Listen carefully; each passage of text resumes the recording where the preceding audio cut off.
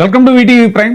ఆంధ్రప్రదేశ్ లో ఇప్పుడు ఒక విచిత్రమైన పరిస్థితి నడుస్తుంది. మనం ఆవు వ్యాసం అని అంటాం, అందరికి తెలిసిందే అయినా కూడా ఒకసారి ఈ సందర్భంగా గుర్తు చేసుకుంటే, ఒక కుర్రాడిని, ఒక చదువుకునే కుర్రాడిని ఆవు వ్యాసం రాయమంటే ఆవు దానికి ఒక 2 కొమ్ములు ఉండును, ఒక తోక ఉండును, తెల్లగా ఉండును, పాలు ఇచ్చును, ఇలా దాని గురించి కొంత వర్ణన రాస్తాడనమాట. సరే, ఇదే కుర్రోడిని చెట్టు గురించి వ్యాసం రాయరా అంటే చెట్టు ఉన్నది, చెట్టు కింద ఆవు ఉన్నది, మళ్ళీ ఆవు తెల్లగా ఉన్నది, ఆవుకు 2 కొమ్ములు ఉండును, 2 చెవులు ఉండును, తోక ఉండును, మళ్ళీ సేమ్ ఆవు వర్ణ. ఇలా కాదని ఈ కుర్రోడిని బస్సు గురించి రాయమంటే బస్సులో వెళ్తుండగా దూరంగా ఒక చోట ఆవు ఉన్నది, ఆ ఆవు మళ్ళీ తెల్లగా ఉన్నది, 2 కొమ్ములు ఉన్నది, తోక ఉన్నది, ఇలాగా. కొరిది అమ్మ ఇది ఏం చెప్పినా ఇలా రాస్తాడని చెప్పేసి అసలు విమానం గురించి రాయరా అంటే విమానం గాలిలో ఎగురుచున్నది, కిందకి చూడగా ఒక ఆవు ఉన్నది, ఆవు తెల్లగా ఉన్నది, 2 కొమ్ములు ఉన్నవి, తోక ఉన్నది. అంటే ఎక్కడికి వెళ్ళినా ఇలా అదే మ్యాటర్ దగ్గర రావటానికి మనం ఆవు వ్యాసం అంటాం జనరల్ గా. ఇప్పుడు ఆంధ్రప్రదేశ్ లో ఆవు నెయ్యి వ్యాసం అనేలాగా సాగుతుంది కూటమి నేతల తంతు.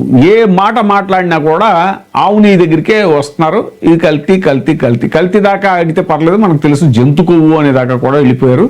అయితే ఇది అందరు కూటమి నేతలు అనడానికి వీల్లేదు. ముఖ్యంగా అధినేతలు ఎవరైతే ఉన్నారో, అటు టీడీపీ అధినేత చంద్రబాబు నాయుడు గారు కానీ, ఇటు జనసేన అధినేత పవన్ కళ్యాణ్ గారు కానీ, దీన్ని ఒక వ్రతం కింద తీసుకుని ఇది ఖచ్చితంగా వైసీపీని డ్యామేజ్ చేయాలంటే ఇది తప్ప మరో తారక మంత్రం లేదు అన్నట్టుగా జంతు కొవ్వు అని ఇంకదే పనిగా పెట్టుకున్నారు. అసలు ఒక పక్క ఛార్జ్ షీట్లో చాలా క్లియర్గా రాశారు. మళ్ళీ 35వ పేజీ అంటారు, 210వ పేజీ అంటారు, ఇంకోటి అంటారు, ఆ పేజీలో ఉంది, ఈ పేజీలో ఉంది అంటారు. ఏ పేజీలో చూసుకున్నా చాలా క్లియర్గా లేదు అనేటువంటిది తటస్థమైనటువంటి విశ్లేషకులు సైతం, ఏ పార్టీకి సంబంధం లేని వాళ్ళు సైతం చాలా నిష్కర్షగా చెప్తున్నారు. వద్దురా బాబు, మీరు వైసీపీతో మీరు పెట్టుకోవాలంటే, లేదంటే జగన్మోహన్ రెడ్డిని టార్గెట్ చేయాలంటే అనేక అంశాలు ఉన్నాయి. దయచేసి దీని జోలికి రాకండి, తిరుమల లడ్డు పవిత్రతని భంగం చేయకండి, స్వామివారి కోట్లాది మంది భక్తుల యొక్క మనోభావాల్ని కించపరచకండి అని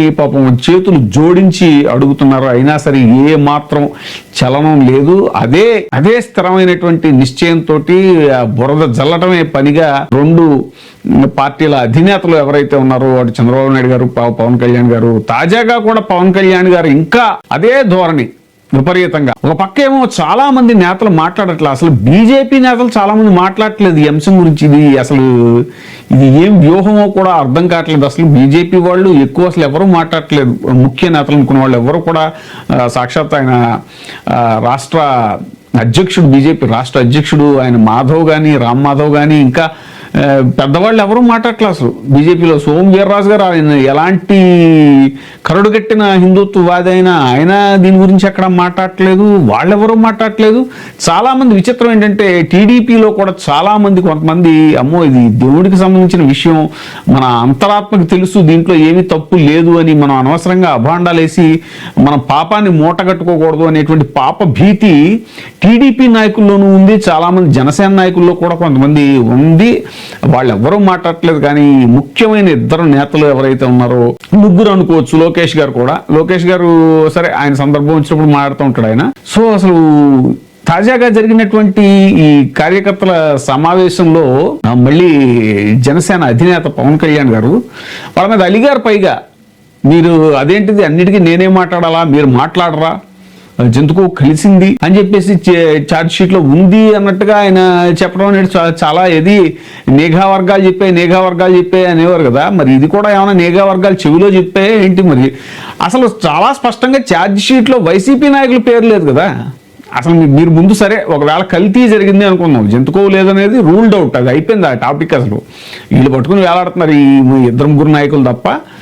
ఆయన పయ్యావులు కేశవు ఇలా వేళ మీద లెక్క పెట్టే ఒక 5-10 మంది మాట్లాడుతున్నారు దీని గురించి, ఇంకా తప్పదన్నట్టు. మరి స్వామివారి మీద భక్త్యా లేకపోతే ఇది ఈ స్వామివారి భక్త్యా ఏమీ అర్థం కావట్లేదు. ఎందుకంటే వెంకటేశ్వర స్వామి కన్నా కూడా ఈ పవన్ కళ్యాణ్ గారికి ఈయన నమ్ముకున్న స్వామి, అదే ఎవరు ఆ స్వామి తెలుసు కదా మనకి, చంద్రబాబు నాయుడు గారు, ఈ స్వామి భక్తి ఎక్కువైపోయి ఇలా ప్రవర్తిస్తున్నారా ఏంటి అని విస్తుపోయారంట జన సైనికులు వాళ్ళంతా కూడా. ఈయన మధ్యలో అలిగి లేచి కూడా వెళ్ళిపోయాడు సమావేశం నుంచి. నేనే అన్నిటికీ ఇది చేయాలా, నేనే మాట్లాడాలా, మీరెవరు డిఫెండ్ చేయరా, ఈ వైసీపీ నాయకులు కల్తీ లేదని వాళ్ళు రచ్చ చేస్తుంటే మీరు డిఫెండ్ చేయరా అని మనం చాలాసార్లు చెప్పుకున్న సామెతే ఏదో దొంగ దొంగ అని అరిచినట్టు వీళ్ళందరికీ పాప చాలా మందికి ఎందుకు సైలెంట్గా ఉంటున్నారంటే వాళ్ళకి ఆ పాప భీతి ఉంది. అయ్యో చాలా పెద్ద అపరాధం జరిగిపోయింది, దీంట్లో ఏమీ లేకపోయినా కూడా వైసీపీ మీద మనం అనవసరంగా అభాండాలు వేస్తున్నాము, నిందలు మోపుతున్నాము అని చెప్పేసి చాలా మందికి అర్థమైపోయి కూటమి నేతలకు కూడా క్యాడర్ కూడా వాళ్ళు అసలు కిక్కురు మంటలేదు, ఎక్కడ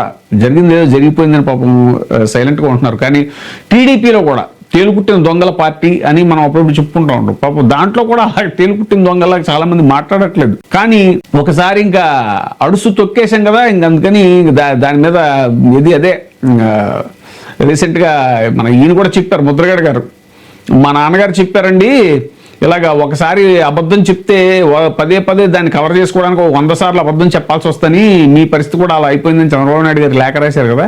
బహుశా రేపు ఎల్లుండో ఆయన పవన్ కళ్యాణ్ గారికి కూడా రాస్తారేమో లేఖ, చూద్దాం. సో ఏదేమైనా సరే అసలు ఏంటి దారుణమైనటువంటి విషయం, పవన్ కళ్యాణ్ గారికి అసలు ఆ స్వామి భక్త ఈ స్వామి భక్త అని ఇప్పుడు జన సైనికులందరూ కూడా తల్లబట్టుకుంటున్నారు. ఇది ఏమాత్రం శ్రేయస్కరం కాదు ప్రజాస్వామ్యానికి. ఒక పక్క సుప్రీంకోర్టు సాక్షాత్తు గట్టిగా మొట్టికాయలు వేసి మరీ చెప్పింది మతాన్ని రాజకీయాల్లోకి లాగద్దు అని, దేవుణ్ణి రాజకీయాలతో ముడిపెట్టద్దని. అయినా సరే అసలు ఇంత అడ్డగోలుగా ఇంత బరితెగించి ఎలా మాట్లాడగలుగుతున్నారు? అసలు అందరూ జన సైనికులే కాదు, మొత్తం రాష్ట్రంలోని చాలా మంది విస్తుపోతున్నారు. అసలు మహా భక్తులైన వాళ్ళు కూడా ఏంటి ఇది ప్రవచనకర్తలు అనబడే వాళ్ళు చాలా మంది, అలాంటి వాళ్ళు కూడా ఏంటి అసలు ఏం జరుగుతుంది, ఎప్పుడూ లేని ఇంత పెద్ద ఎత్తున మత రాజకీయం, ఈ రాజకీయంలో మతం రంగు పులుముకుని ఏంటి ఇది ఎక్కడికి వెళ్తుంది అనేటువంటిది చాలా మంది ఆందోళన చెందుతున్నటువంటి విషయం.